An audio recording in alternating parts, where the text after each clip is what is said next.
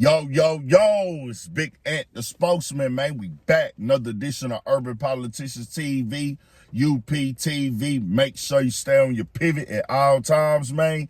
Had to come tap in as it broke into the boxing and sports news yesterday. Then started hitting more and more publications last night that the #1 ranked pound-for-pound fighter in the world, Terence Crawford, would be stripped of his welterweight IBF title. This coming after he won back in July against Errol Spence Jr. and was able to get 4 belts in 2 out of 2 classes and everything like that. Now the mandatory was lined up for him to fight next in the IBF title, but he had a rematch clause against Errol Spence. And the writer from Bleacher Report says this: formerly the undisputed welterweight champion, Terence Crawford, the #1 ranked pound-for-pound boxer in the world, was stripped of his IBF title Thursday, according to ESPN's Mike Coppinger.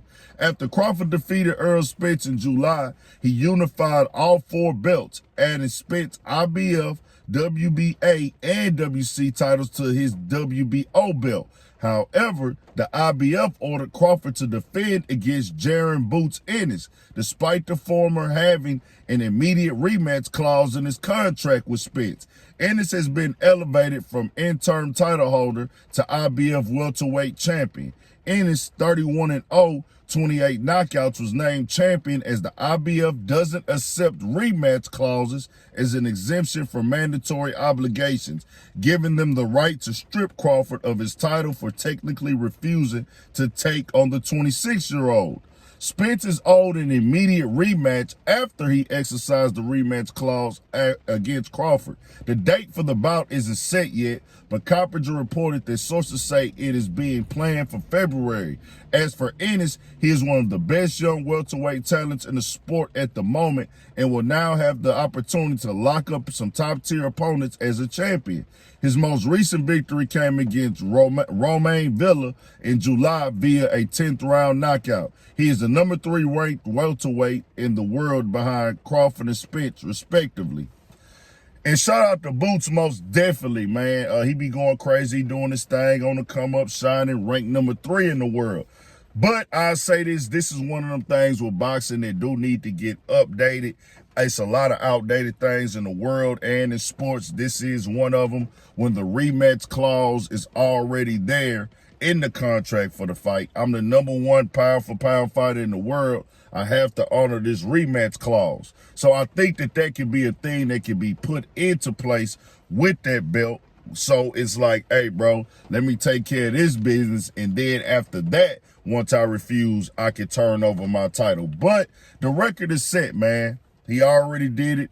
Everything is accomplished regardless. He lost the belt.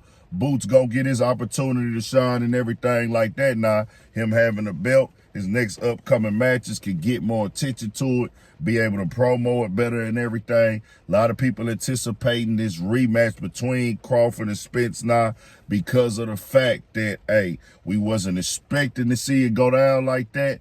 But Terence Crawford got hip to a lot of new people in the world outside of just casual boxing, outside of real locked-in boxing fans.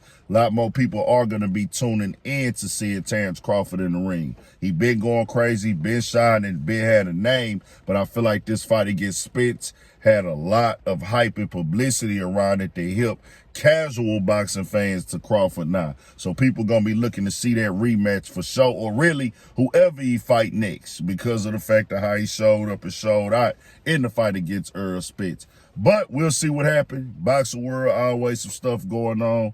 It don't really mean nothing at the end of the day. The business already been set. The record already set in stone. Legacy already set in stone. Tell me what y'all think. We got more coming, more videos, all that. 1,000 for shit show. Stay on your pivot.